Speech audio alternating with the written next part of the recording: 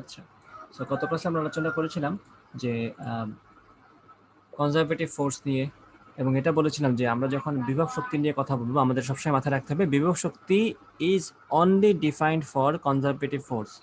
শুধুমাত্র সংরক্ষণশীল বলের জন্যই বিভব শক্তি নামের যে টার্মটা আমরা পড়ি সেটা খাটবে। অসংরক্ষণশীল বলের জন্য বিভব শক্তি নামে কোনো টার্ম আমরা চিনি না। ঠিক আছে, এই জিনিসটা মাথায় রাখা লাগবে।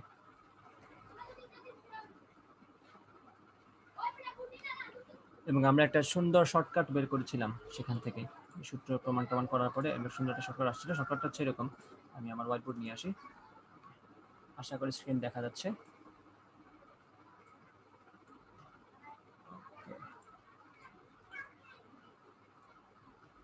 আমরা একটা সূত্র নিয়ে আসছিলাম, এটা এরকম ছিল সূত্রটা, যে UI plus KI is equal to UF plus KF. অর্থাৎ ইনিশিয়াল অবস্থায় বিভব শক্তি এবং গতিশক্তির যোগফল যা, ফাইনালিও বিভব শক্তি এবং গতিশক্তির যোগফল তা। এবং আমরা কি বলেছিলাম, এই সূত্র অনলি তখন অ্যাপ্লিকেবল যখন আমাদের বলগুলা কি থাকবে, সংরক্ষণশীল হবে। ঠিক আছে, আমি এটা লিখে দিই এখানে।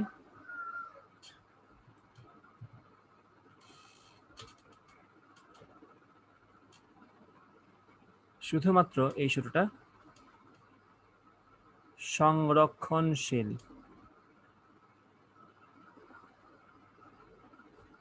বলের জন্য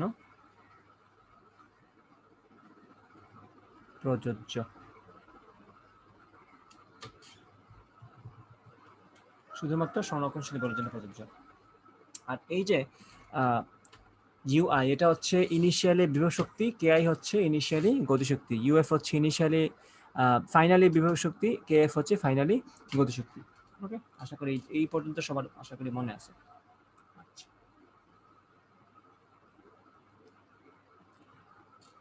তাহলে এটা শুধুমাত্র তখন প্রযোজ্য যখন আমাদের সিস্টেমের মধ্যে কোনো ধরনের অসংরক্ষণশীল বল নাই এবং সিস্টেমের উপর কোনো বাহ্যিক ফোর্স নাই।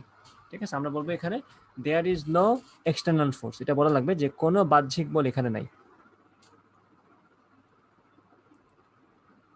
কোনো বাহ্যিক বল ক্রিয়াশীল নয়, ক্রিয়াশীল নয়। অর্থাৎ এটাই বলতে পারো যে সামেশন অফ এফ এক্সটার্নাল, বাহ্যিক বল যদি থাকেও বাহ্যিক বলের প্রযুক্ত বাহ্যিক বলের লব্ধি যতগুলোই থাকুক সবগুলো লব্ধি শূন্য হবে, এই হচ্ছে কথা।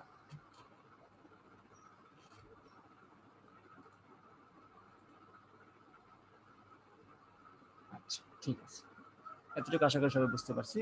এইটা গত ক্লাস আলোচনা করেছিলাম, তা একটু রিভিউ দিয়ে দিলাম। তারপরে আমরা পড়েছিলাম যদি বাহ্যিক বল থাকে, যদি সংরক্ষণশীল বল না থাকে, ওইখানে অসংরক্ষণশীল বল থাকে, সেখানে কাহিনী কি হবে। তো সব ক্ষেত্রেই কিন্তু আমাদের যে যত ধরনের বলই থাকুক না কেন, সংরক্ষণশীল, অসংরক্ষণশীল, বাহ্যিক, ইন্টারনাল, যত ধরনের বলই থাকুক, সকল ক্ষেত্রেই আমাদের কাজ শক্তি উপপাদ্য কিন্তু খাটবে। সকল ক্ষেত্রেই কাজ শক্তি উপপাদ্য প্রযোজ্য। আমি এটা এখানে লিখে রাখি যে সকল ক্ষেত্রেই কাজ শক্তি উপপাদ্য বা ওয়ার্ক এনার্জি থিওরেম প্রযোজ্য। এটা যদি আমাদের মাথায় থাকে তাইলে কিন্তু আমরা কাজ করতে পারবো। কাজ শক্তি উপপাদ্য প্রযোজ্য, সকল ক্ষেত্রে কাজ শক্তি উপপাদ্য প্রযোজ্য, এই কথাটা মাথায় রাখবো আমরা। আচ্ছা, তাহলে ধরো এখন এমন একটা কেস নিয়ে আলোচনা করলাম যে ক্ষেত্রে আমাদের কনজারভেটিভ ফোর্সও আছে, নন কনজারভেটিভ ফোর্সও আছে, এক্সটার্নাল ফোর্সও আছে, সবকিছু আছে এখন, মানে যত ধরনের ঝামেলা সবই আছে এখন আমাদের সাথে। তো সেক্ষেত্রে আমরা কি করব, সেক্ষেত্রে টোটাল কাজ বের করব।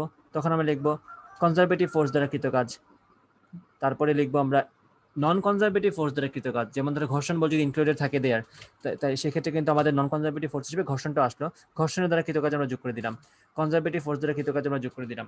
ওকে, প্লাস এক্সটার্নাল ফোর্সও মনে করি এখন আছে, যে এক্সটার্নাল ফোর্স দ্বারা কৃত কাজ এটাও আছে মনে করো।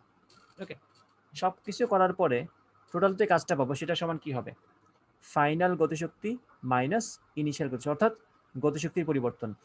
টোটাল কাজ সমান গতিশক্তির পরিবর্তন, এটা সকল ক্ষেত্রে প্রযোজ্য। ঠিক আছে, এই জিনিসটা মাথায় রাখতে হবে। এখন কনজারভেটিভ ফোর্স দ্বারা কৃত কাজ নিশ্চয়ই তোমরা জানো, এটা গত ক্লাসে আমরা প্রমাণ করেছিলাম যে কনজারভেটিভ ফোর্স দ্বারা কৃত কাজ is equal to minus of বিভব শক্তির পরিবর্তন। ঠিক আছে, এটা হচ্ছে মাইনাস অফ বিভব শক্তির পরিবর্তন, negative of UF minus UI. এখন এই মানটা এই যে কনজারভেটিভ ফোর্স দ্বারা কৃত কাজ সবসময় কিন্তু এটা।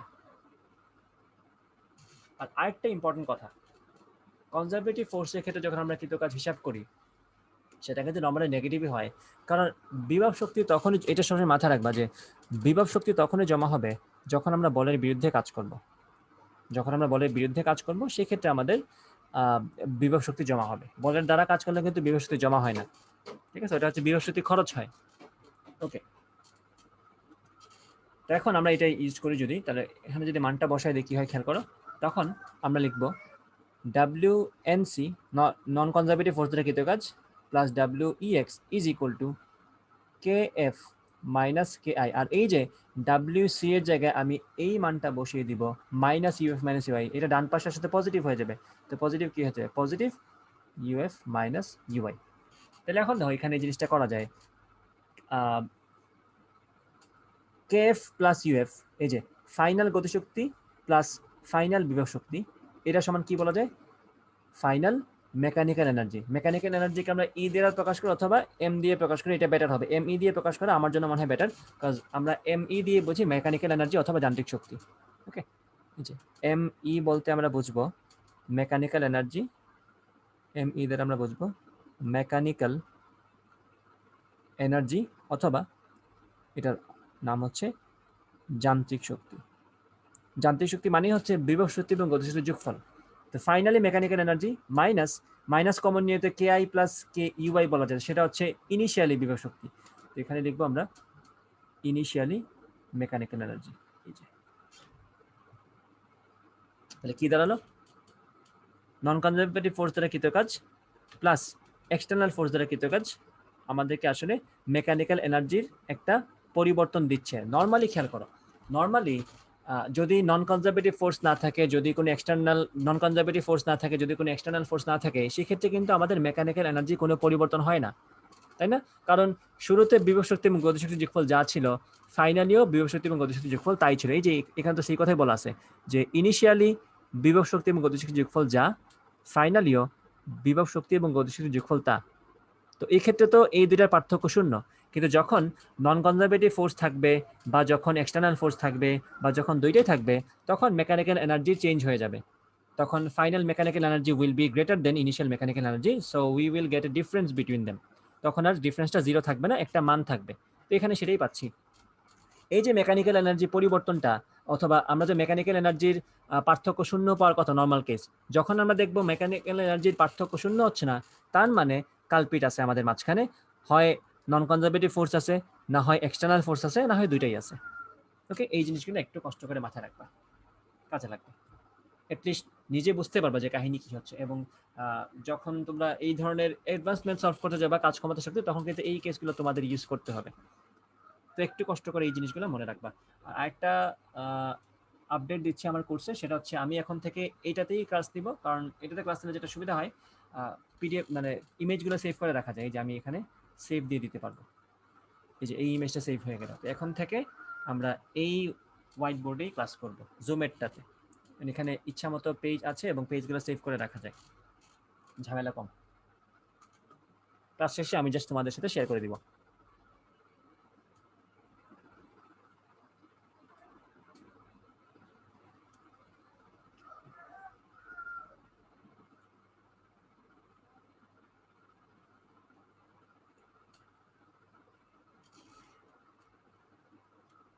এখন আসো পটেনশিয়াল এনার্জিটা আমরা পড়লাম। ওকে, এখন আমরা দেখব gravitational potential energy. So gravitational potential energy অথবা অভিকর্ষীয় বিভব শক্তি, এই জিনিসটা আমি মহাকর্ষের জন্য রেখে দিচ্ছি। মহাকর্ষ অভিকর্ষ চ্যাপ্টার যখন পড়বো, তখন আমরা এই যে গ্র্যাভিটেশনাল পটেনশিয়াল এনার্জি অথবা মহাকর্ষীয় বিভব শক্তি তখন আমরা পড়বো, কারণ ওইটার জন্য তো স্পেসিফিক একটা চ্যাপ্টার আছেই আমাদের। সো আমরা তখন সেটা পড়বো। আর এই চ্যাপ্টারে আমরা শুধুমাত্র পটেনশিয়াল এনার্জি জেনারেল কেসটা পড়ে ফেললাম। ওই পটেনশিয়াল এনার্জির কেসটাই আমরা মহাকর্ষ বিভব চ্যাপ্টারে আবার পড়বো, সেটার নাম হবে তখন মহাকর্ষীয় বিভব শক্তি। এবং মাথায় রাখবা, যখন বিভব শক্তির ব্যাপারটা আসবে, তখন অবশ্যই এটা কনসিডার করতে হবে বিভব শক্তি is only defined for conservative force. তার মানে হচ্ছে মহাকর্ষ যে বলটা, সেটা অবশ্যই একটা কনজারভেটিভ ফোর্স, না হলে তার জন্য মহাকর্ষীয় বিভব শক্তি হতো না, তাই তো? আচ্ছা,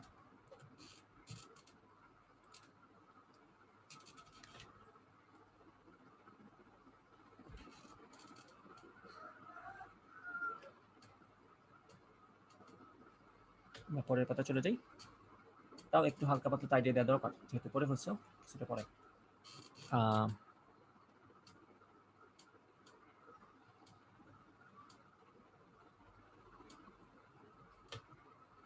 গ্র্যাভিটেশনাল পটেনশিয়াল এনার্জি অথবা মহাকর্ষীয় বিভব শক্তি।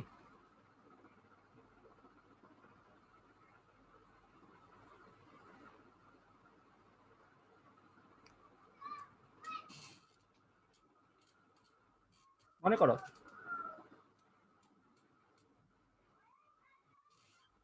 এটা এত বড় কেন?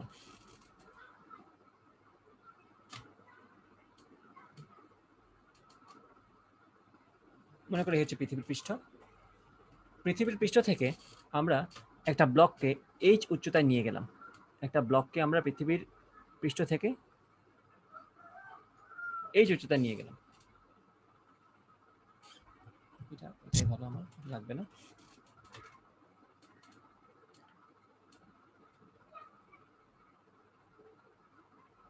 এই যে সেই ব্লকটা, এটাকে আমরা এইচ উচ্চতায় নিয়ে গেলাম।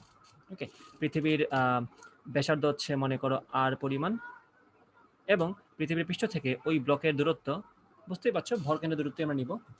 তো এই দূরত্বটা এইদিকে নিয়ে নিই। ওকে, এই দূরত্বটা হচ্ছে আমাদের এইচ পরিমাণ, আর এটা থেকে এটা কেন্দ্রের দূরত্ব হচ্ছে মনে করো আর পরিমাণ। এই হচ্ছে দুইটা ডিস্টেন্স, এইচ এবং আর। ওকে, তা আমরা এখানে কি কনসিডার করবো? একটা আর্থ ব্লক সিস্টেম কল্পনা করবো। আমরা কিন্তু পড়ে ফেলছি potential energy of a system. System কি হয়? দুইটা বস্তুর হতে পারে, তিনটা বস্তুর হতে পারে, চারটা পাঁচটা যতটা ইচ্ছা বস্তুর হতে পারে। সো এই যে এখন যে সিস্টেম আমরা কনসিডার করছি সেটা হচ্ছে আর্থ ব্লক সিস্টেম, অথবা এটাকে আমরা বলবো পৃথিবী এবং এই ব্লকের একটা সিস্টেম। পৃথিবী এবং ব্লক মিলে একটা সিস্টেম হিসেবে আমরা কল্পনা করবো। ঠিক আছে, আমরা ধরে নিব এটা হচ্ছে একটা আর্থ ব্লক সিস্টেম।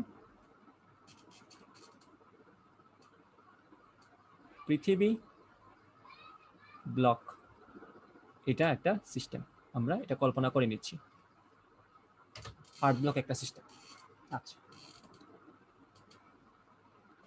এখন বলো তো পৃথিবী এবং এই ব্লকের মধ্যে যে গ্রেভিটেশনাল ফোর্স অথবা মহাকর্ষীয় বল, সেটা কি কনজারভেটিভ না? ডেফিনেটলি এটা কনজারভেটিভ। ঠিক আছে, আচ্ছা, আমি এইটাও রাখি যে পৃথিবী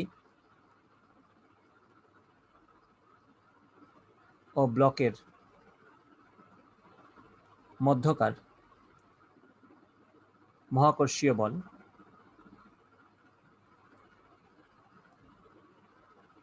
একটা সংরক্ষণশীল বল, তাই তো? এটাতেও কারো কোনো ডাউট নেই, এটা হচ্ছে একটা সংরক্ষণশীল বল।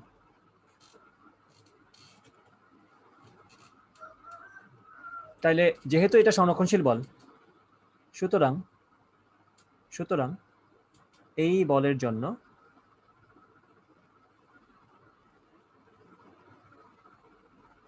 বিভব শক্তি সংজ্ঞায়িত। আমরা আগেই বলে রাখছি যে যখনই দেখবা সংরক্ষণশীল বল, তার জন্যই শুধুমাত্র বিভব শক্তি সংজ্ঞায়িত থাকবে। তার মানে আমার আগে শেয়ার করা লাগবে যে কোনো একটা সিস্টেমের মধ্যে ওই বস্তু কণাগুলোর মধ্যে যে বল কাজ করছে, if they are conservative or not. যদি কনজারভেটিভ হয়ে থাকে তাহলে বলবো এদের জন্য বিভব শক্তি সংজ্ঞায়িত, যদি কনজারভেটিভ না থাকে বলবো এদের জন্য বিভব শক্তি সংজ্ঞায়িত না। আচ্ছা,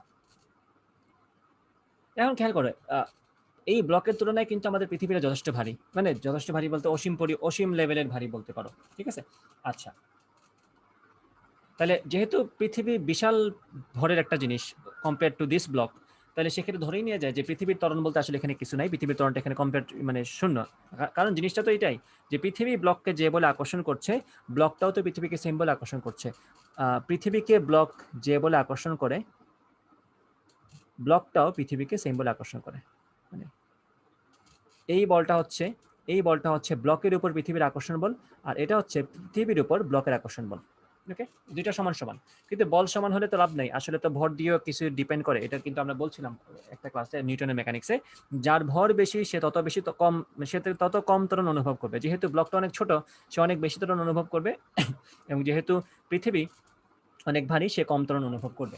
ওকে, তাহলে আমরা পৃথিবীকে ফিক্স ধরে রাখতে পারি যে পৃথিবীর আসলে কোনো সরণ হচ্ছে না, পৃথিবী জায়গায় আছে। তা আমরা পৃথিবীর ভর অনেক বেশি, সেই কারণে আমরা বলে দিব এখানে পৃথিবীর ভর অনেক বেশি হওয়ার দরুন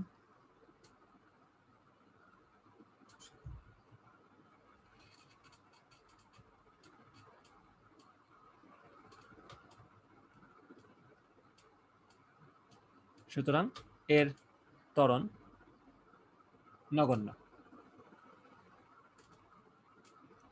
অথবা আমরা এটাও করতে পারি যে পৃথিবীকে আমরা রেফারেন্স ফ্রেম হিসেবে চিন্তা করতে পারি। ওকে,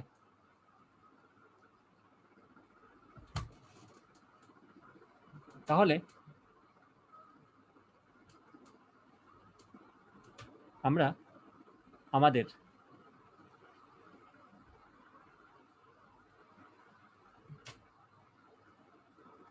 প্রসঙ্গ কাঠামো পৃথিবীতে কল্পনা করব। পৃথিবীতে যদি আমরা প্রসঙ্গ কাঠামো কল্পনা করি আমাদের কোনো ভুল হবে না, কারণ পৃথিবীকে আমরা স্থির ধরে রাখতে পারি। এই সিস্টেমের হিসাবে পৃথিবীর কিন্তু মুভমেন্ট বলতে কিছু নাই। অন্য সিস্টেম থেকে চিন্তা করলে কিন্তু পৃথিবী গতিশীল, কারণ তুমি যদি এখন সূর্য থেকে চিন্তা করো তাহলে তো পৃথিবী ডেফিনেটলি গতিশীল, কিন্তু যদি আর্থ ব্লক সিস্টেম চিন্তা করো তাহলে কিন্তু পৃথিবী গতিশীল না। তো তুমি যদি তোমার প্রসঙ্গ কাঠামোটাকে পৃথিবীর পৃষ্ঠে কল্পনা করো, কোনো সমস্যা নেই, আমরা ওখানে ওখানে একটা রেফারেন্স ফ্রেম হিসাব করে ফেলতে পারি বা প্রসঙ্গ কাঠামো হিসাব করে ফেলতে পারি। আচ্ছা,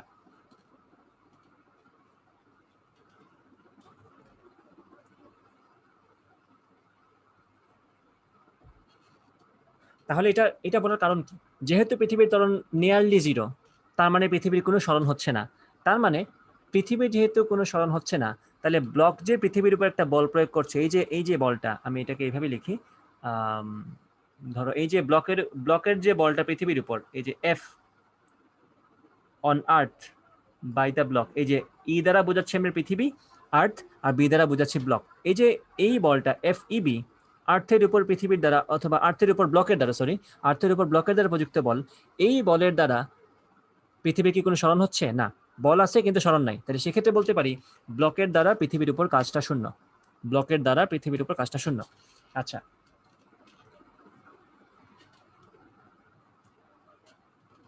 অতএব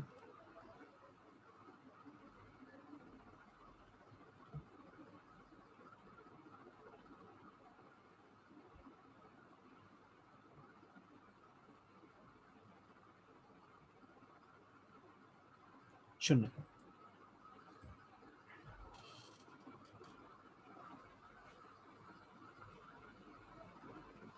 এখন দেখো এই যে ব্লকটা আছে আমাদের, ব্লকের উপর কিন্তু পৃথিবীর আকর্ষণ বল mg, এটা আমরা জানি, ভর ইনটু ত্বরণ। ধরে নিচ্ছি এটা সেফ একটা হাইটে আছে যেখানে জি এর মান পরিবর্তন হচ্ছে না। তাহলে ব্লকের উপর পৃথিবীর দ্বারা প্রযুক্ত বল হচ্ছে mg, এবং এই বলের জন্য সে কিন্তু গতিশীল হবে, এই সাইড থেকে সে কিন্তু গতিশীল হবে। ওকে, তাহলে এই যে mg এটা কিন্তু কাজ করছে। খেয়াল করো, ব্লকটা যখন এখানে ছিল, পৃথিবীর পৃষ্ঠে ছিল, তখনও কিন্তু তার উপর বল ছিল পৃথিবীর দ্বারা mg। যখন সে এইচ হাইটে গেছে তখনও তার উপর প্রযুক্ত বলটা mg। আমরা ধরে নিচ্ছি H is comparatively very very small than R. তো এইচ আমরা খুবই খুবই ক্ষুদ্র ধরে নিব আর এর তুলনায়, যে কারণে আমাদের এইচটার পরিবর্তন খুব একটা বেশি ম্যাটার করছে না, জি এর মানটা সেম থাকবে। ওকে, তা এই যে আমি একটা ব্লককে এইচ মানে জিরো হাইট থেকে পৃথিবীর সাপেক্ষে, যেহেতু আমরা রেফারেন্স ফ্রেম কোথায় ধরছি, প্রসঙ্গ কাঠামো আমাদের কোথায়, পৃথিবীতে, তাহলে আমরা পৃথিবীর পৃষ্ঠকে জিরো হাইট ধরতেই পারি। তাহলে এই পৃষ্ঠ থেকে আমি যখন থেকে এই উচ্চতা নিয়ে গেলাম, তাহলে দেখো তো বলটা হচ্ছে নিচের দিকে এবং তাকে আমি সরণ ঘটাচ্ছি উপরের দিকে, তাহলে কি M G H into cos 180 degree, তাই তো? তখন আমাদের কাজটা কি হয়, তাহলে এম জি দ্বারা, এম জি তো বলটা আমার, বলটা তো এম জি, তো এম জি দ্বারা কৃত কাজ, অথবা পৃথিবীর দ্বারা বস্তুটার উপর প্রযুক্ত বল দ্বারা কৃত কাজ, পৃথিবীর দ্বারাই তো এই ব্লকের উপর এমজি বল প্রয়োগ হচ্ছে, তাহলে এমজি দ্বারা কৃত কাজ, অথবা পৃথিবী পৃথিবী অথবা এমজি একই কথা, দ্বারা কৃত কাজ is equal to minus MG into H. কীভাবে আসছে? MG into H into cos 180 degree. Cos বলটা হচ্ছে নিচের দিকে আর সরণটা হচ্ছে উপরের দিকে, তো এই হচ্ছে হিসাবটা, মাইনাস এমজি এইচ।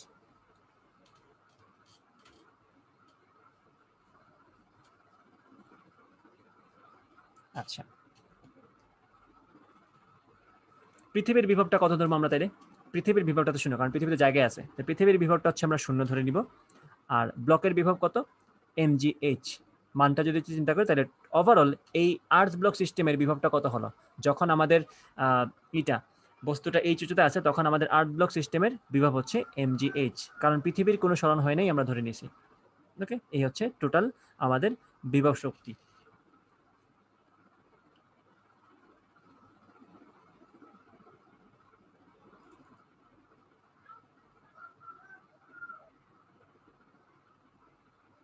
আচ্ছা, এখন ধরো এখন তো আমরা নিচে থেকে উপরে নিলাম, সেই জন্য আমার বিভব শক্তি বাড়ছে।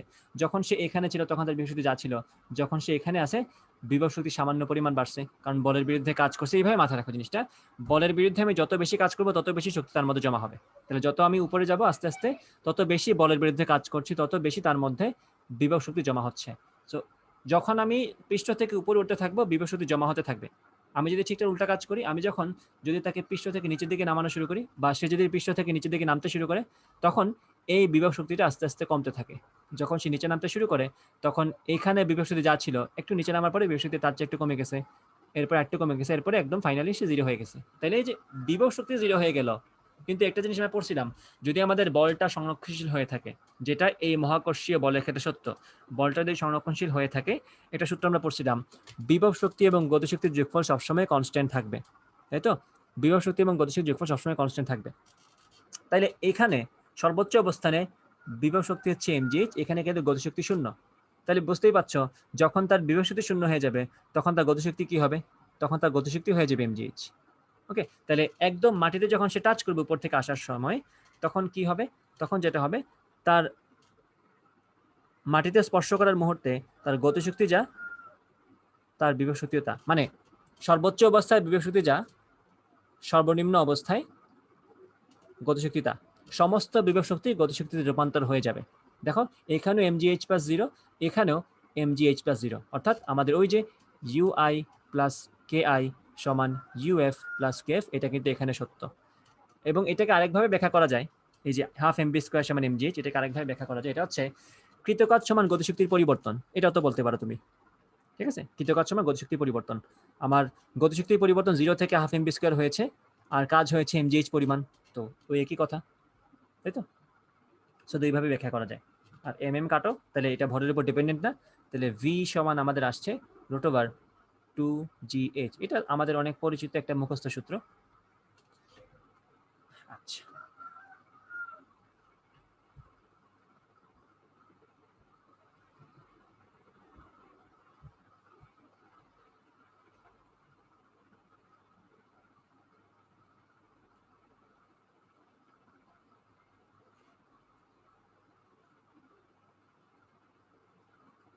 আচ্ছা, আমরা একটা জিনিস বলি, এই যে বিভব শক্তিটা, আমি যে একটা ব্লককে h পরিমাণ উচ্চতা তোলার ফলে তার বিভব শক্তি mgh পরিমাণ বৃদ্ধি পেল, এটা কি শুধুমাত্র ব্লকের বিভব শক্তি বৃদ্ধি পেল, নাকি আর্থ ব্লক পুরো সিস্টেমটার বিভব শক্তি বৃদ্ধি পেল বলো তো?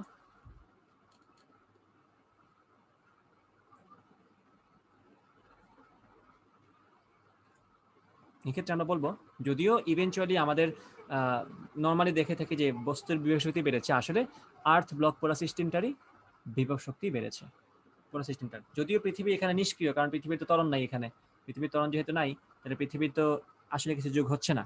ইভেনচুয়ালি কিন্তু এই ব্লকটারই বেড়েছে, পৃথিবীর কিছু হয় নাই। কিন্তু ওভারঅল আমরা কার হিসাব করবো? পুরো সিস্টেমটার জন্য কি mgh। পৃথিবীর যাই হোক না কেন, ব্লকের যাই হোক না কেন, দুইটা যোগ করে যা হবে পুরাটা হবে আর্থ ব্লক সিস্টেমের। সিস্টেম ধরে আমরা চিন্তা করব।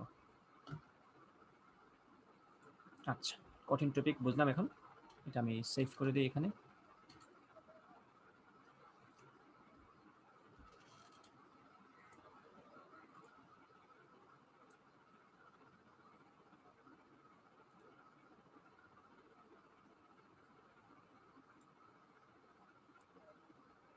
আচ্ছা, ঠিক আছে, এতটুকু আশা করি বুঝছি সবাই।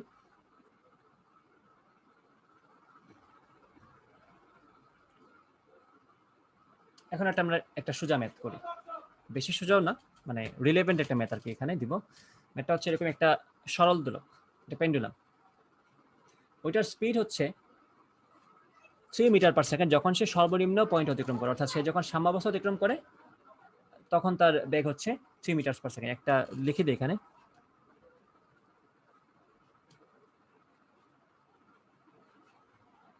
একটি সরল দোলকের ববের সাম্যাবস্থায় বেগ, সাম্যাবস্থা মানে বুঝাই দিব, যদি কেউ না বুঝে থাকো, পর্যাবৃত্ত যদি না পড়ে থাকো সেক্ষেত্রে বুঝাই দিব। ববের সাম্যাবস্থায় বেগ 3 মিটার পার সেকেন্ড। ওকে,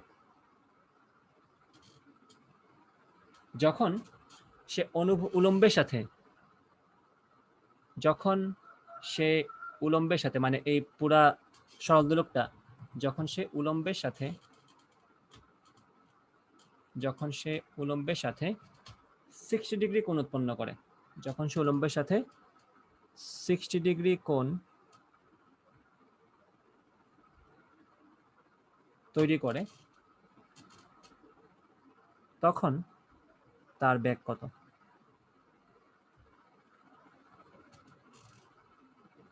এখন আমাদের এই সরল দোলকের দৈর্ঘ্য হচ্ছে টোটাল 0.5 মিটার, আর জি এর মান তুমি 10 মিটার পার সেকেন্ড স্কয়ার ধরে নিতে পারো। করে ফেলো এটা। আমি হিসাব বুঝাই দিই একটু, তাইলে তোমাদেরকে সরল দোলক যদি কেউ না বুঝে থাকো। খেয়াল করো, এই হচ্ছে আমাদের একটা, মনে করো অবলম্বন, এখান থেকে আমরা একটা সরল দোলককে চালাবো। তো সরল দোলকের একদম যে নিচের যে অবস্থাটা, কি ব্যাপার, যে এই অবস্থাটা, এটা হচ্ছে তার সর্বনিম্ন অবস্থা। ওকে,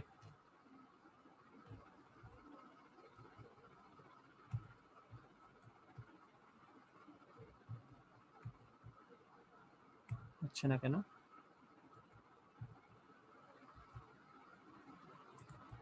যাই, যা ইচ্ছা করি। এই যে এটা,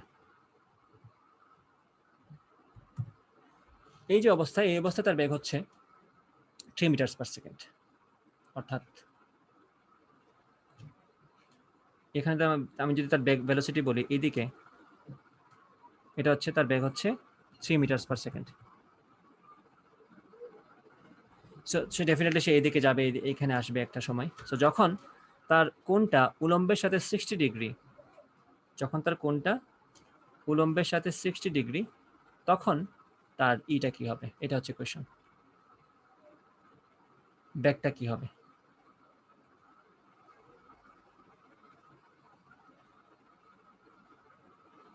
হ্যাঁ, এটাই হচ্ছে আমার কোয়েশ্চেন। যখন সে উলম্বের সাথে 60 ডিগ্রি কোণে থাকবে তখন তার বেগটা কত হবে, এটা বের করতে হবে। সেম বব, সেম সব কিছু আছে, তার দৈর্ঘ্যটা হচ্ছে আগের মতোই 0.5 মিটারই থাকবে।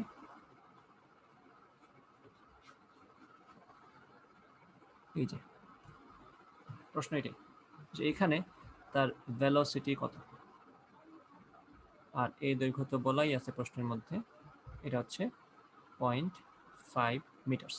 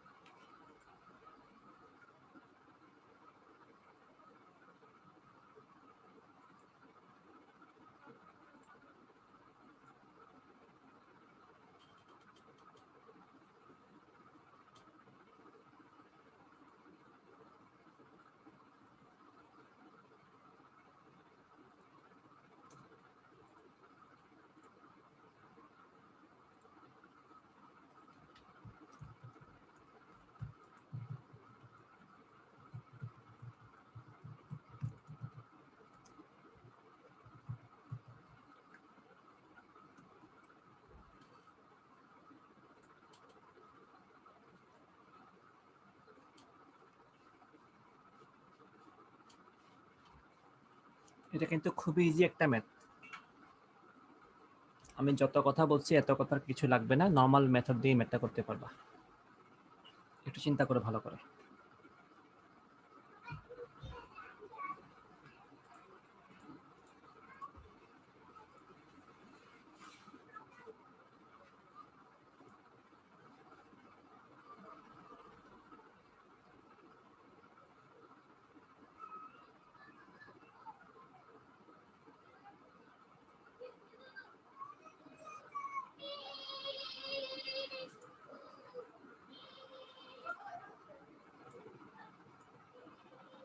আচ্ছা,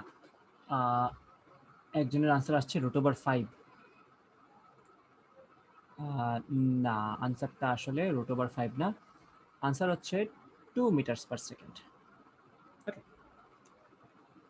আনসার হচ্ছে 2 মিটার্স পার সেকেন্ড। তো আমরা যে মেথডটা মাত্র শিখলাম, ওই যে সিস্টেম ধরে কাজ করা, আর্থ ব্লক সিস্টেম ধরা অথবা কিছু একটা ধরা, তো সেটা নিয়ে আমরা এখন চিন্তা ভাবনা করবো, ওই স্টাইলে আমরা একটু সলভ করা ট্রাই করি। ওকে, তো খেয়াল করো, আমরা যদি এখানে মানে আমাদের কনসিডারেশন তো এখানে দুইটা জিনিস, একটা হচ্ছে এই ববটাই তো দিন শেষে আমাদের কাজে আসতেছে, বব এবং পৃথিবী। ওকে, আমরা বব প্লাস আর্থ সিস্টেম চিন্তা করি। এখানে আমরা সিস্টেমটা চিন্তা করবো কি, বব প্লাস আর্থ। এখানে লিখবো বব প্লাস আর্থ, এই জিনিসটাকে আমরা সিস্টেমে নিলাম। তাইলে এই সিস্টেমের উপর এক্সটার্নাল ফোর্স কে দিচ্ছে, একটু চিন্তা করে বলতে পারবো আমাকে? আমি তোমাদেরকে ওইভাবে চিন্তা করানো শেখাচ্ছি আর কি, যে তোমরা যাতে ওইভাবে এক্সটার্নাল ফোর্স ইন্টারনাল ফোর্স সিস্টেমের জন্য ধরে কাজ করতে পারো, তাহলে তোমরা বড় বড় প্রবলেম সলভ করতে পারবা। বলো, এই যে বব প্লাস আর্থ সিস্টেম, এই মনে করে পৃথিবী, আর এই যে তোমাদের বব তোমাদের সামনে আছে, এটা হচ্ছে আর্থ, আর এই হচ্ছে সেই ববটা। এই যে বব আর্থ সিস্টেম, তাহলে এখানে এই সিস্টেমটার উপর এক্সটার্নাল ফোর্স কি কাজ করছে একটু বলো তো আমাকে।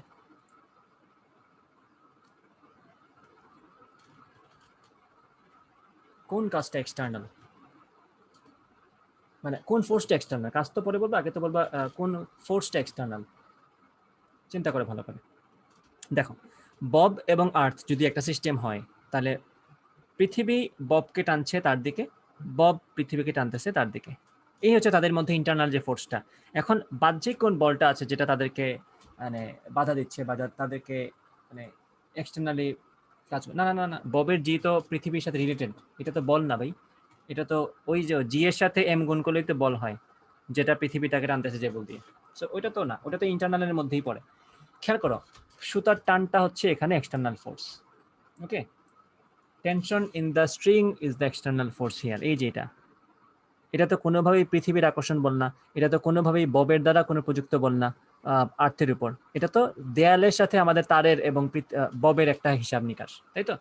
তো এখানে এক্সটার্নাল ফোর্সটা আমাদের কি, টি, সুতার টান। তাহলে এখানে আমাদের এক্সটার্নাল যে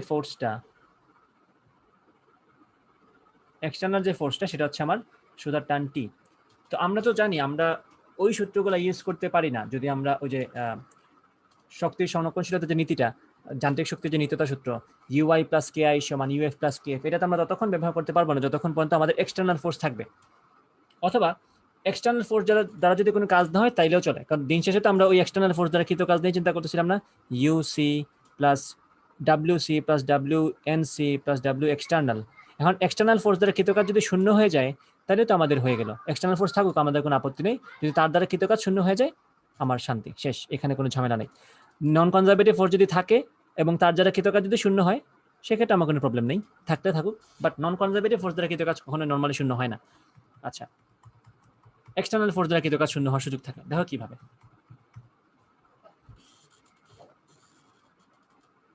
দেখো তো, এই যে টান, যে বলটা কাজ করছে, ভালো করে খেয়াল করো একটা জিনিস, এই যে টানটা কাজ করছে, ববটা যখন মনে করো এখানে আছে, মনে করো এখানে আছে ববটা, তখন ববের ব্যাগটা কোন দিকে? তখন ববের ব্যাগটা হচ্ছে এই দিকে, তাই তো? তাহলে খেয়াল করো, সবসময় ববের ব্যাগটা টানের সাথে কিন্তু লম্বভাবে আছে। এখন যে বলটা বেগের সাথে লম্বভাবে থাকে, সেই বলের দ্বারা কি কোনো কাজ হয়? ডেফিনেটলি না। এটা আমরা কাজ ক্ষমতা শক্তির একদম প্রথম দিন পড়ে আসছি, যে বল বস্তুর বেগের দিকের সাথে লম্বভাবে থাকে, সেই বল দ্বারা কিন্তু কোনো কাজ হয় না, কারণ সূত্রটা তো F S cos theta, F S তখন কস 90 ডিগ্রি হবে, তো you will get zero work. ঠিক আছে, টান থাকলে আমাদের সমস্যা হতো যদি টানের দ্বারা কাজ হতো, বাট এখানে তো টানের দ্বারা কোনো কাজ হচ্ছে না, ববের তো কোনো সরণ হচ্ছে না টানের জন্য, টান হচ্ছে এদিকে কিন্তু এই দিকে ববের সামান্য পরিমাণে সরণ হচ্ছে না টানের জন্য, তাই তো? তো টানের দ্বারা কৃত কাজ শূন্য, তাহলে বলবো work done by external force is equal to 0, তাহলে আমাদের ঝামেলা শেষ। আর এখানে কোনো নন কনজারভেটিভ ফোর্স নাই, বাতাসের বাধা আমরা ইগনোর করছি এখানে, সো এখানে কোনো নন কনজারভেটিভ ফোর্স নাই, এখানে কোনো এক্সটার্নাল ফোর্স থাকলেও তার দ্বারা কৃত কাজ শূন্য, তাহলে আমাদের কোনো ঝামেলা নাই। ঠিক আছে, ঝামেলা আমরা আগেই মিটিয়ে ফেললাম। দেখো আমাদের বইগুলোতে কিন্তু এই কেসগুলা নিয়ে আলোচনাই নেই, সেজন্য আমরা ধরেই নেই মানে ফর গ্রান্টেড যে এগুলো আসলে চিন্তা করতে হয় না, বাট এগুলো চিন্তা করতে হয়। চিন্তা করার পরে দেখছি যে এগুলো আসলে কাজ করে না। একটা হচ্ছে এক্সটার্নাল ফোর্স যেটা ছিল বা তার দ্বারা কৃত কাজ শূন্য, সেই জন্য আমরা তাকে ইগনোর করছি। আর একটা হচ্ছে বাতাসের বাধা যেটা নন কনজারভেটিভ ফোর্স হিসেবে ছিল, সেটাও আমরা ইগনোর করে বসে আছি। তো ওই হচ্ছে কেসটা। তাহলে আমরা এখানে বলবো যেহেতু সবকিছু, আর এখানে বলবো non conservative force is 0, non conservative force এখানে বাতাসের বাধা হতে পারে, এটা হচ্ছে 0। সো নন কনজারভেটিভ ফোর্স দ্বারা বল যদি শূন্য হয় তাহলে তার দ্বারা কৃত কাজটা শূন্য হবে। সুতরাং এই যে কথাগুলো বললাম, এই দুইটা কথার বেসিসে আমরা বলতে পারি যে এখানে আমরা শক্তির সংরক্ষণশীলতা নীতি অথবা যান্ত্রিক শক্তির সংরক্ষণশীলতা নীতি আমরা এখানে ব্যবহার করতে পারবো। তাহলে বলবো অতএব এখানে যান্ত্রিক শক্তির নিত্যতা খাটবে। অতএব এইটা যেহেতু হয়েছে সেহেতু যান্ত্রিক শক্তির নিত্যতা খাটবে।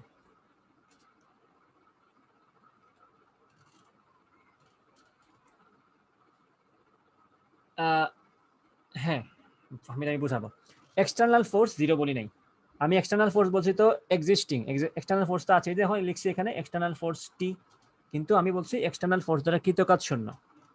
কৃতকাজ শূন্য হলেই তো আমার হয়ে গেল, কজ আমার সূত্রটা কি ছিল কাজের জন্য, এই যে দেখো ভালো করে মনে খেয়াল করো, কনজারভেটিভ ফোর্স দ্বারা কৃতকাজ প্লাস নন কনজারভেটিভ ফোর্স দ্বারা কৃতকাজ প্লাস কি ছিল এক্সটার্নাল ফোর্স দ্বারা কৃতকাজ সমান কি ছিল, এদিকে আরো কিছু ছিল হাবিজাবি, গতিশক্তির পরিবর্তন ছিল এখানে, তাই না? এই যে এখানে ছিল গতিশক্তির পরিবর্তন ওয়ার্ক এনার্জি থিওরেম থেকে।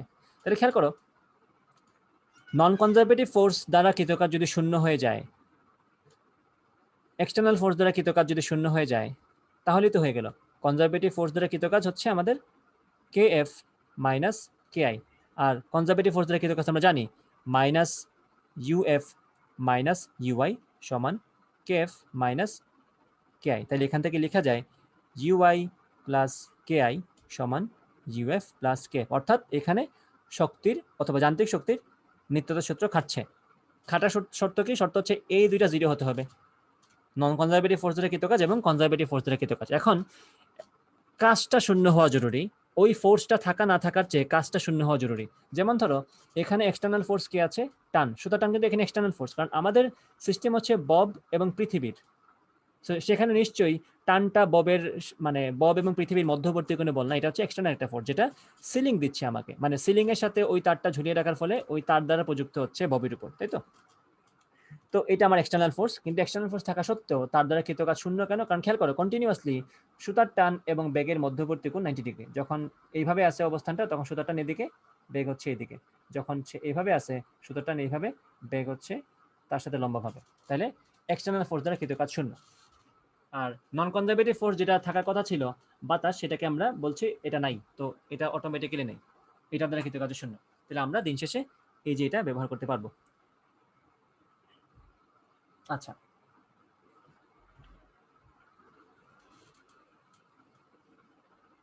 এখন খেয়াল করো, আমরা একটু এখন অ্যানালাইজ করবো আরেকটা, যে এই কথাগুলো আমরা বুঝে গেলাম যে আমরা এখানে শক্তির নিত্যতা সূত্র খাটাতে পারবো। ওকে, গ্রেট।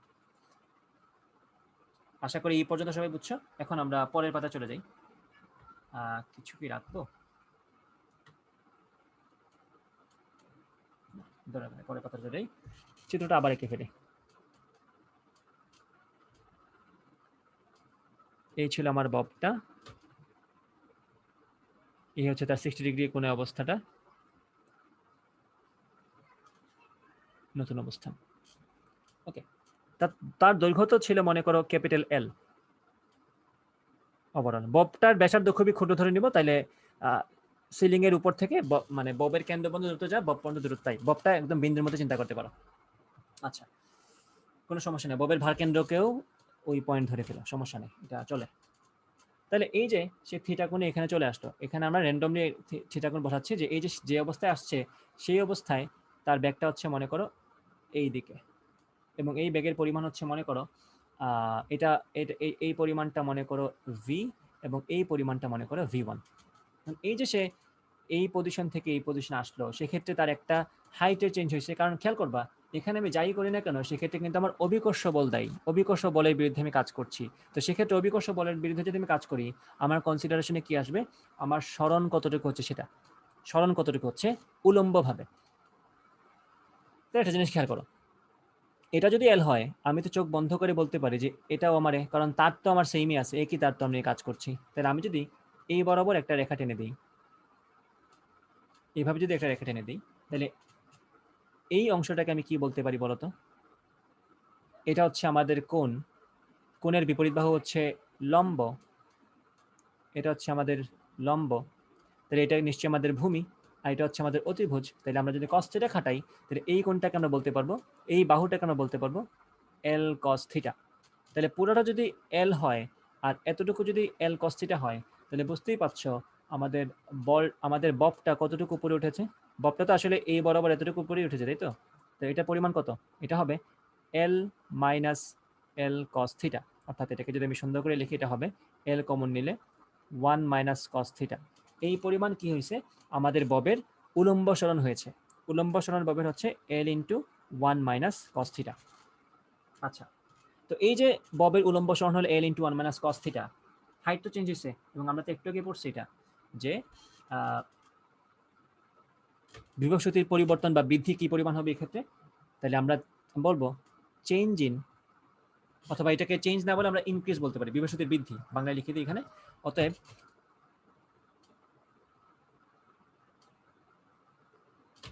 আরেকটা ইম্পর্টেন্ট কথা হচ্ছে, আমি কিন্তু এইরকম সিস্টেম ধরে যখন কাজ করব, আমি যে কোনো জায়গাকেই আমাদের রেফারেন্স পয়েন্ট ধরে নিতে পারি। তাহলে এখানে আমি এই জায়গাকে সাপেক্ষ ধরবো, আমার ইচ্ছা আমি এটাকে সাপেক্ষ ধরবো। তাহলে এই জায়গা থেকে যদি আমি উপরে যাই সেটাকে পজিটিভ বলবো, এই জায়গা থেকে আমি যদি নিচে যাই সেটাকে নেগেটিভ বলবো, এবং সেটাই স্বাভাবিক। এই জায়গা থেকে যদি উপরে যাই বলবো বিভব শক্তি বাড়ছে, আর এই জায়গা থেকে যদি নিচে যাই বলবো বিভব শক্তি কমে যাচ্ছে। অর্থাৎ আমি যদি এটাকে কেটে দেই, সে যদি নিচে নামতে থাকে অবশ্যই তার বিভব শক্তি কমতে থাকবে, কারণ সেক্ষেত্রে তার গতিশক্তি বাড়তে থাকবে।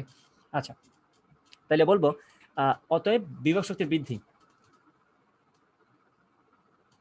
অতএব বিভব শক্তির বৃদ্ধি হচ্ছে mg ইন্টু, আগের অংশে পড়ছিলাম কিন্তু mg ইন্টু এইচ ছিল, এখানে এইচটা কত, L into 1 minus cos theta, যেটা এটা হচ্ছে আমাদের এইচ। তাহলে লিখে দেই এইভাবে, তাহলে তোমরা বুঝতে সুবিধা হবে। mgh সমান mg into L into 1 minus cos theta. আচ্ছা, তাহলে বিভব শক্তি যে পরিমাণ বৃদ্ধি পাইছে, আমাদের যদি ওই জিনিসটা মাথায় থাকে, আমাদের বিভব শক্তি এবং গতিশক্তির যোগফল সবসময় কনস্ট্যান্ট থাকবে।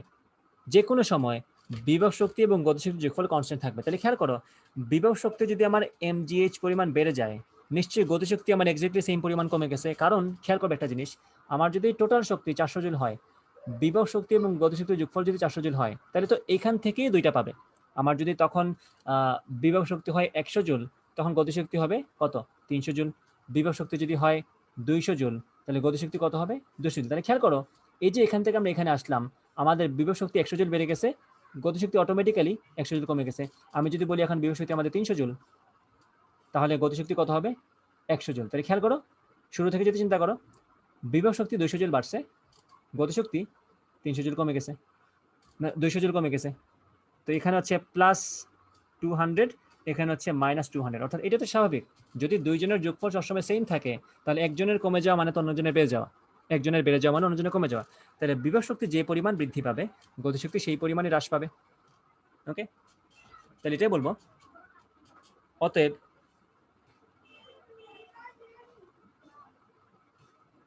গতিশক্তির হ্রাস ইজ ইকুয়াল টু mgh সমান এটা, এই পরিমাণটাই হচ্ছে গতিশক্তি হ্রাস পাবে, mgl into 1 minus cos theta. আচ্ছা,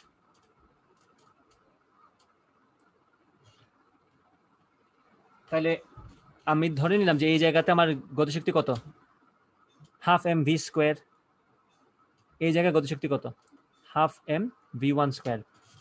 ঠিক আছে, তাহলে এইখানে আমার গতিশক্তি একটু কম, এখানে আমার গতিশক্তি একটু বেশি ছিল, এই জন্য তো কমে গেছে, এটাই তো বললাম বিভব শক্তি আমার কমে গেছে। আচ্ছা,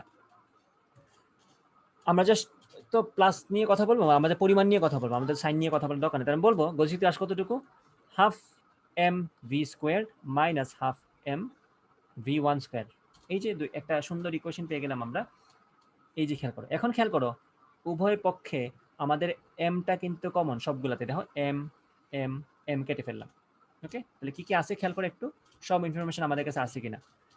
জি আমরা জানি প্রশ্নে বলছে জি এর মান হচ্ছে 10, এলও আমরা জানি প্রশ্নে বলে দিচ্ছে এটা হচ্ছে 0.5 মিটার, লিখে দিই এখানে এল হচ্ছে 0.5 মিটার আর জি হচ্ছে আমাদের 10 মিটার পার সেকেন্ড স্কোয়ার। তাহলে জি এর মান জানি, এল এর মান জানি, 1 মাইনাস প্রশ্নে কত ডিগ্রি কোণে যাচ্ছে, 60 ডিগ্রি কোণে, তাহলে আমরা থিটাও জানি, ইজ ইকুয়াল টু হাফ, তো আমাদের এখানে কমন নিয়ে নিতে পারে হাফ ইন্টু এই জায়গায় তার ব্যাগটা বলে দিচ্ছে না প্রশ্নের মধ্যে কত 3 মিটার পার সেকেন্ড ছিল, তো আমরা ভি এর মানও জানি, মাইনাস এই ভি ওয়ান স্কোয়ার, এটাই একমাত্র আমাদের আননোন যেটা আমরা বের করতে চাই।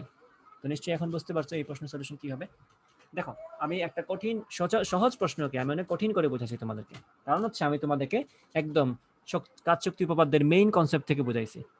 পরীক্ষায় যখন আসবে তখন তো ডিটেইল বলে দিবা যে বিভব শক্তির বৃদ্ধির সমান গতিশক্তির পরিবর্তন, কিন্তু এর আগের কথাগুলো বলা দরকার ছিল, সেই জন্য বলছি। তো আশা করি সলিউশনটা বুঝতে পারছো সবাই। প্রশ্নটা কিন্তু বেশি একটা কঠিন না, এইভাবেই কাজটা করতে পারবা। এই যে জাস্ট এই পাতাটাই তোমাদের জন্য যথেষ্ট, আগের পাতা যা বুঝাইছি সেটা যদি নাও বুঝো, just this page will do, এটা দিয়েই তোমাদের কাজ চলে যাবে। যদি তোমাদের আগের থিওরির কথাবার্তাগুলো পড়তে ইচ্ছা না হয়, জাস্ট এটা মাথায় রাখবা। নর্মালি পরীক্ষার সময় যেটা করবে যে নর্মালি তোমাদেরকে সংরক্ষণশীল বল নিয়ে কাজ করতেই বলবে নর্মালি। তারপরে ওই যে এক্সটার্নাল ফোর্সের দ্বারা কৃত কাজ শূন্য, এটা তো কনসিডার না করলেও চলে, কারণ এক্সটার্নাল ফোর্স দ্বারা কৃত কাজ শূন্য হবেই, এমন কেস তোমাকে দিবে না যেখানে এক্সটার্নাল ফোর্স আছে, ওইটা অনেক অ্যাডভান্সড কেস, সেটা চলে আসে। বাতাসের বাদে অগ্রাহ্য করছো, তার মানে নন কনজারভেটিভ ফোর্স তোমার নাই, তাই না? দিন শেষে তোমার কাছে ওই কনজারভেটিভ ফোর্সই থাকবে, যেটার জন্য জাস্ট এই পাতাই যথেষ্ট। এবং এখানে জানো কনজারভেটিভ ফোর্স যদি থাকে, যদি কোনো নন কনজারভেটিভ ফোর্স না থাকে, যদি কোনো এক্সটার্নাল ফোর্স না থাকে, সেক্ষেত্রে আমাদের সূত্র একটাই, সেটা হচ্ছে ইউআই প্লাস কে আই সমান ইউএফ প্লাস কেএফ। শুরুতে বিভব শক্তি এবং গতিশক্তি যোগফল যা, শেষেও বিভব শক্তি এবং গতিশক্তি যোগফল তা। ওকে, সো এই পাতাই তোমাদের জন্য যথেষ্ট। সলিউশনটা আশা করি বুঝতে পারছো নাকি?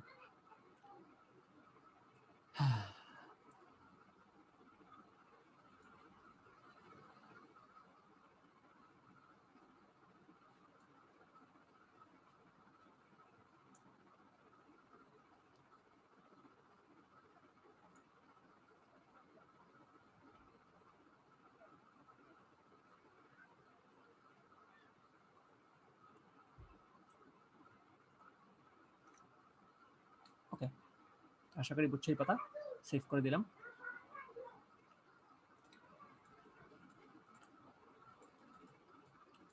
ওকে,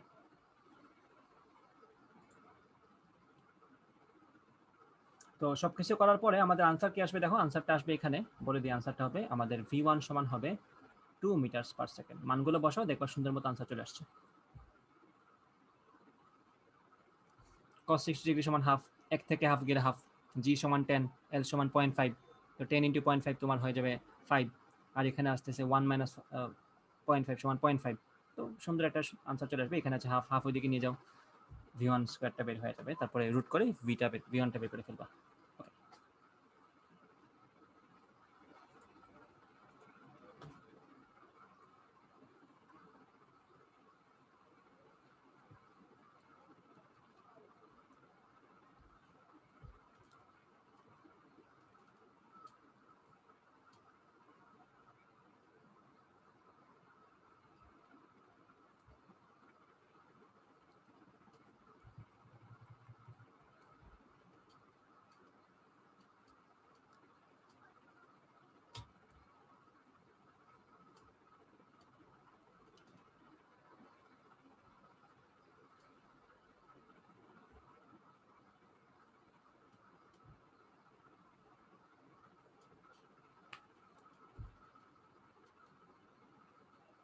স্প্রিং নিয়ে আমরা এখানে একটু কথা বলবো।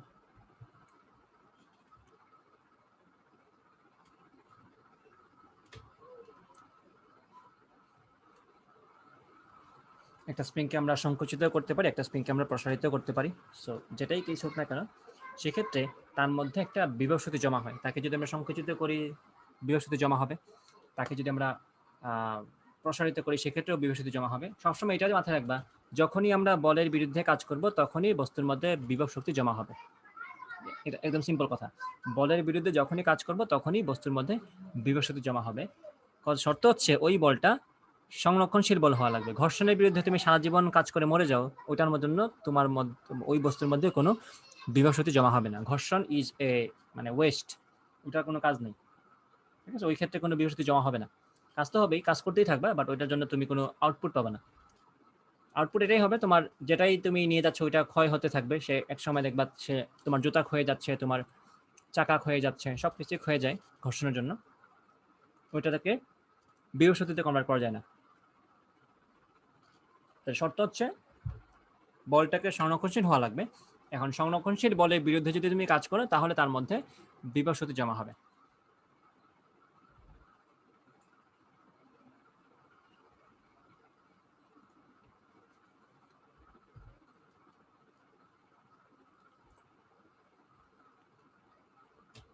আমরা একটা স্প্রিং কনসিডার করি, ঠিক আছে?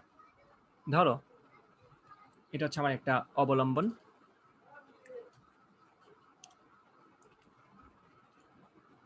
একটা স্প্রিং নিয়ে আসি এখন।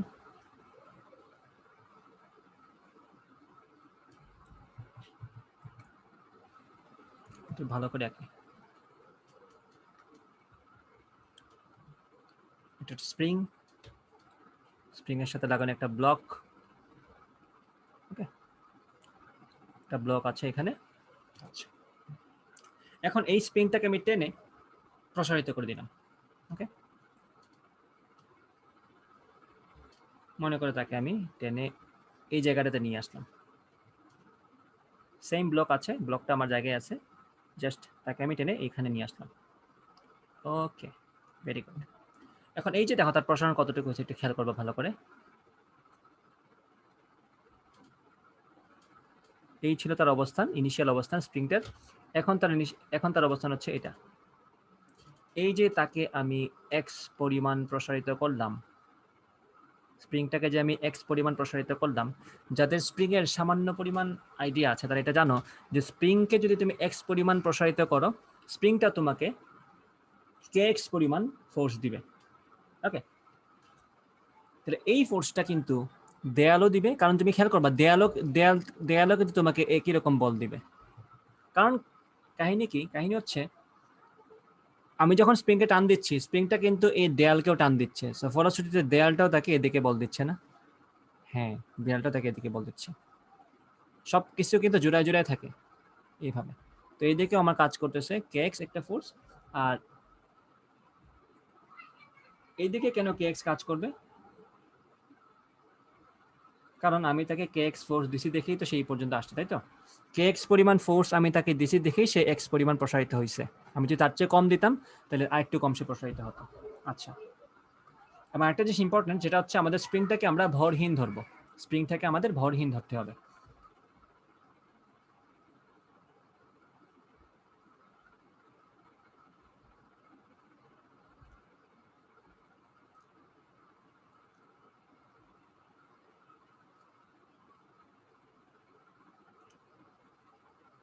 আর আরেকটা কথা, স্প্রিংটা কিন্তু শূন্য ঝুলানো না, এটা কিন্তু একটা অনুভূমিক তলের উপর রাখা আছে। এটা আমি আঁকি নাই, এখন এঁকে দিই। এই যে এরকম একটা অনুভূমিক তলের উপর সে রাখা আছে, এই যে, যেটা ঘর্ষণহীন, বাই দ্য ওয়ে এটা ঘর্ষণহীন তল। মানে আমরা দুইটা ফেস আঁকলাম আর কি। প্রথমটা হচ্ছে টান দেওয়ার আগে, পরটা হচ্ছে টান দেওয়ার পরে। একটা অনুভূমিক তলের উপর তাকে রাখা আছে, সে এই কাহিনী করতেছে। আচ্ছা,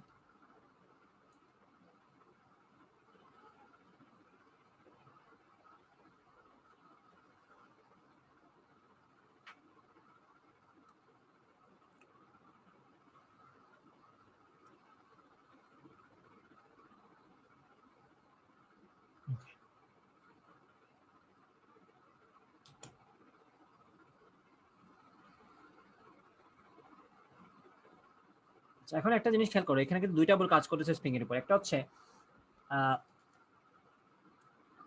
আমার বাম দিকে যে ওয়ালটা আছে, এটা কিন্তু একটা দৃঢ় বস্তু অথবা এটা নড়াচড়া করবে, এটা আমরা শিওর থাকবো। ওয়াল তো আর স্প্রিং দিয়ে টান দেওয়ার ফলে খুলে আসে না, এটা তো স্বাভাবিক, তাই তো?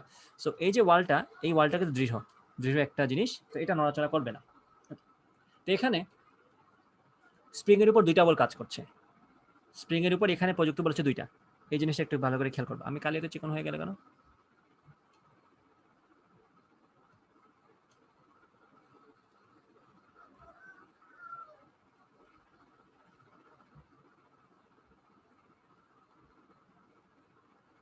প্রযুক্ত বল দুটি। একটা বল হচ্ছে কেক্স, কার দ্বারা? এটা হচ্ছে ওয়ালের দ্বারা। ওয়ালও তাকে কেক্স পরিমাণ বল দিচ্ছে ওয়াল দ্বারা। আরেকটা বল হচ্ছে কেক্স, যেটা ব্লক দিচ্ছে। কেক্স এই যে ব্লক মানে তো আসলে ব্লক টানতেছে না, আমি টানতেছি। সো ওইটাকে আসলে ব্লকের উসিলায় বললাম আর কি, যে ব্লক দ্বারা প্রযুক্ত বল। এই হচ্ছে দুইটা বল, যে দুইটা বল স্প্রিং এর উপর কাজ করছে। আচ্ছা, তো এখানে হচ্ছে এই দুইটা বল যদি আমি প্রয়োগ করলাম, এক্ষেত্রে আমাদের স্প্রিং এর উপর কি পরিমাণ কাজ হচ্ছে, how much work has been done. ঠিক আছে, এই যে দুইটা বল এক্সটার্নাল ফোর্স, কিন্তু এগুলা এক্সটার্নাল ফোর্স। কে এক্স একটা এক্সটার্নাল ফোর্স, এই কে এক্স একটা এক্সটার্নাল ফোর্স, কি পরিমাণ কাজ হচ্ছে খেয়াল করো ভালো করে। এই যে কে এক্স ফোর্সটা আছে, এই যে কে এক্স ফোর্সটা আছে, এই ফোর্সের দ্বারা আমার স্প্রিং এর কোনো সরণ ঘটতেছে না।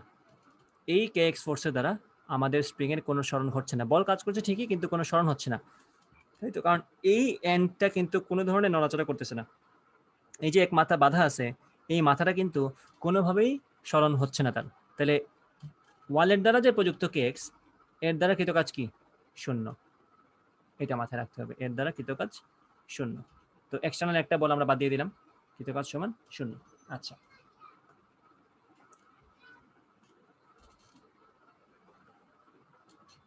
কারণ কি এটা এই যে কাজ শূন্য কিভাবে বুঝলাম আমরা, এটা একটু শর্টকাটে বলে দিই। এই যে পয়েন্টে বলটা ক্রিয়াশীল, সেই পয়েন্টের কিন্তু কোনো নড়াচড়া হচ্ছে না, তাই না? কিন্তু এখানে দেখো ব্লক দ্বারা যে এক্স বল প্রযুক্ত হচ্ছে, সেটার জন্য কিন্তু আমার স্প্রিংটা এখান থেকে এই যে এক্স পরিমাণ সরে এখানে চলে আসছে। সো ডেফিনেটলি চোখের দেখাই বলা যায় যে এই কে এক্স বলার দ্বারা কাজ হচ্ছে, এই কে এক্স বলার দ্বারা কোনো কাজ হচ্ছে না। ওকে,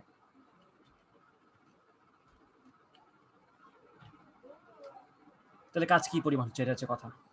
ওকে, তো এটাকে সিম্পলি এভাবে বলা যায়। আমি সিম্পলি কিভাবে বলতেছি খেয়াল করো, আমি তোমাদেরকে একটু সহজ করে বোঝাই। আমরা কাজের সংজ্ঞা তো জানি, এটা কাজের সূত্রটা কি? ডাব্লিউ ইজ ইকুয়াল টু, আমরা যেটা শিখছি ভালো মতো শিখছি, যেটা এফ এস কস থিটা, তাই না? এটা আমরা সবাই জানি।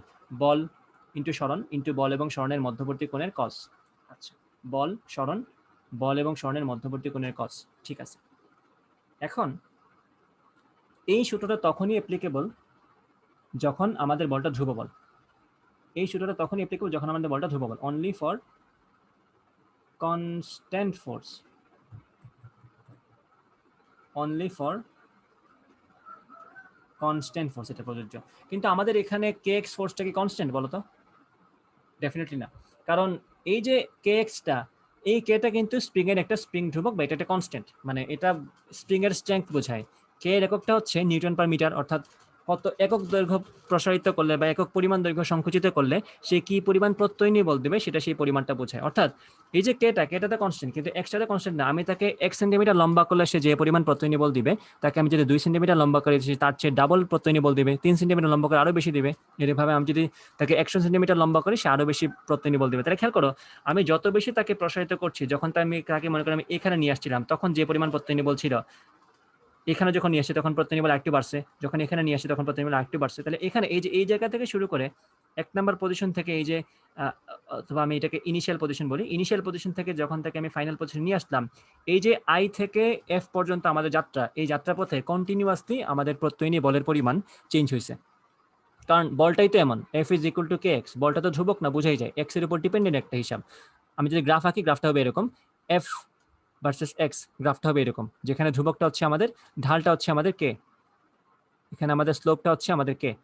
ওকে, মূল বিন্দুগামী একটা সরলরেখা সমীকরণ, y equal to K x, বুঝতেই পারছো? ওকে, তাহলে বুঝতেই পারছো সরণ যত বাড়তে থাকবে, সমানুপাতিক হারে আমাদের বলটাও বাড়তে থাকবে। তাহলে যেহেতু আমাদের বলটা পরিবর্তনশীল, এক্ষেত্রে আমরা ধ্রুব বল দ্বারা কৃতকাজের সূত্র ব্যবহার করতে পারি না। তাহলে আমরা কি করব? আমরা ক্ষুদ্র সরণ নিয়ে কাজ করবো। আমরা ধরে নিব আমাদের স্প্রিংটা খুবই ক্ষুদ্র একটা সরণ ঘটাইছে ডিএক্স। এই যে ডিএক্স পরিমাণ আমরা স্প্রিং এর সরণ ঘটাইছি সাম্যাবস্থা থেকে, সেক্ষেত্রে সরণ ঘটানোর আগে তার উপর প্রত্যয়ী বল যা ছিল, সরণ ঘটানোর পরে আমরা ধরে নিতে পারি সেম বল ছিল। অর্থাৎ এই ক্ষুদ্র সরণের জন্য আমরা ধরে নিব বলটা ধ্রুব ছিল। তো সেক্ষেত্রে আমাদের কাজটা হবে ক্ষুদ্র কাজ, ডিডাব্লিউ সমান এফ, তখন বলবো এফ ডিএক্স বলি। আমরা যদি এক্স এক্সিস বরাবর কাজ করছি, এফ ডিএক্স কজ, এখানে একটা জিনিস খেয়াল করো, কজ কত ডিগ্রি হবে এখানে খেয়াল করো, আমি বল প্রয়োগ করছি ডান দিকে, প্রত্যয়ী বলটা কিন্তু কাজ করে বাম দিকে। ওকে, এই হচ্ছে কথা।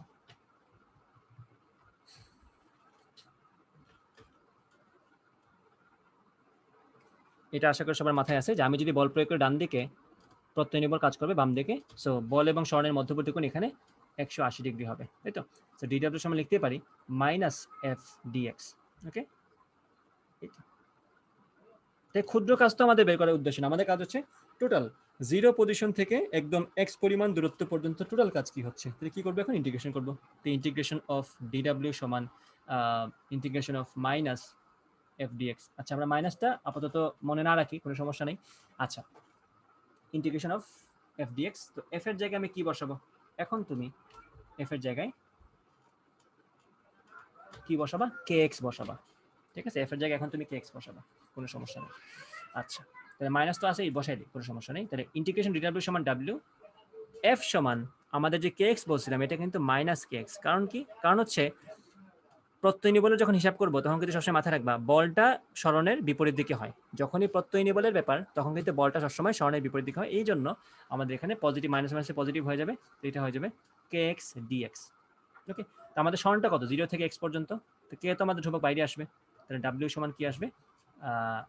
কে যদি বাইরে আসে X square divide by 2, upper limit X, lower limit 0, তাহলে এক্স স্কোয়ার বাই 2ই থাকবে। অর্থাৎ স্প্রিং এর এক্স পরিমাণ প্রসারণে আমাদের কৃত কাজ হচ্ছে W is equal to half K x squared.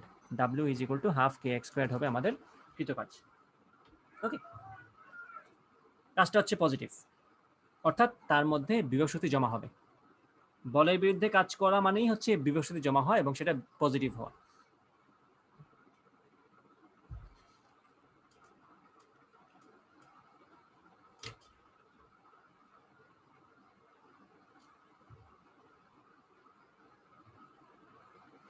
একই রকম কাজ হবে যখন আমরা স্প্রিংটাকে এক্স পরিমাণ সংকুচিত করব, ওই একই পরিমাণ কাজ হবে, হাফ কে এক্স স্কোয়ার পরিমাণ কাজই হবে। তখন তার মধ্যে হাফ কে এক্স পরিমাণ শক্তি, হাফ কে এক্স স্কোয়ার পরিমাণ শক্তি জমা হবে সংকোচনের জন্য। আর এখন আমরা যেটা করলাম সেটা হচ্ছে হাফ কে এক্স পরিমাণ শক্তি জমা হয়েছে, কে এক্স স্কোয়ার পরিমাণ শক্তি জমা হয়েছে প্রসারণের জন্য। ওকে, এই হচ্ছে স্প্রিং এর নর্মাল একটা হিসাব। এই কনসেপ্ট থেকেও কিন্তু পরীক্ষায় ম্যাথ আসে। সো আর কিছু পারো না পারো, ডাব্লিউ সমান হাফ কে এক্স স্কোয়ার, এটা একটু কষ্ট করে মনে রাখিও।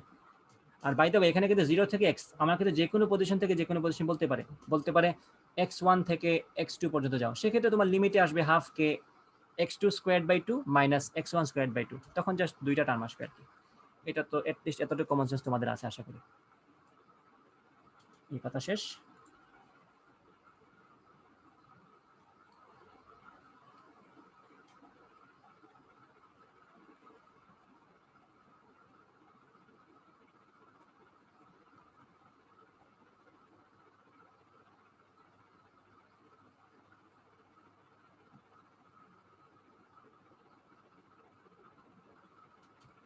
আচ্ছা, ওকে,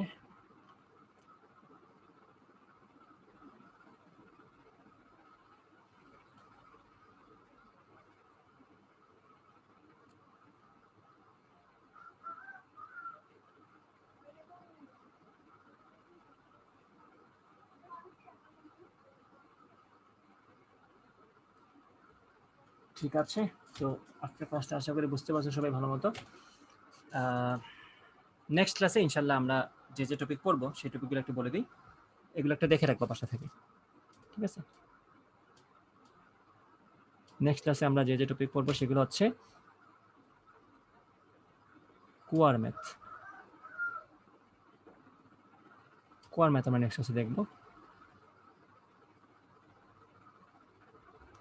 কোয়ার ম্যাথ দেখার আগে, মানে কোয়ার ম্যাথ টাইপের ম্যাথগুলোর মধ্যে যেটা হচ্ছে সেটা হচ্ছে ভার কেন্দ্রের সরণ।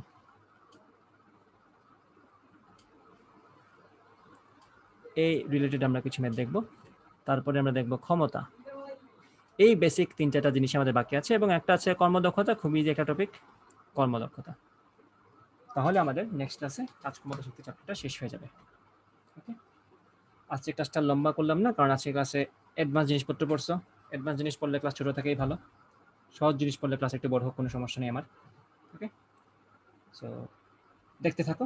আর আমার হচ্ছে তোমাদেরকে আমি দাঁড়া কয়টা প্রবলেম দেখিয়ে দিই একটু। তোমাদেরকে আমি 10-12টার মতো, না 10-12টা না, 12টার মতো প্রবলেমের একটা সেট দিব তোমাদেরকে পিডিএফ, মানে অ্যাসাইনমেন্ট হিসেবে। সো 10 থেকে 12টা প্রবলেম থাকবে। প্রবলেম রেডি করে আছে, আমি জাস্ট পিক করে দিয়ে দিব তোমাদেরকে।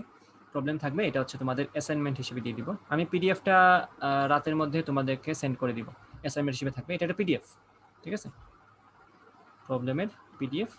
সো ওখানে নিউমেরাস টাইপের প্রবলেম আছে 10-12টার মধ্যে, তুমি অনেক টাইপই কভার করবা। অ্যাডভান্সড, একদম অ্যাডভান্স লেভেল থেকে বিগিনার লেভেল সবই আছে। সো ওইটা একটু দেখবা, আশা করি ভালো লাগবে, ঠিক আছে। আর নেক্সট ক্লাসের জন্য এই টপিকগুলো দেখতে থাকো। আর আজকে যে ক্লাসটা করাইছি রেকর্ডটা দেখিও অবশ্যই, তাহলে আরো ক্লিয়ার হবে। যা যা বুঝে নাই আবার বুঝে যাবে। ওকে, তো সবাই ভালো থাকো, আল্লাহ হাফেজ।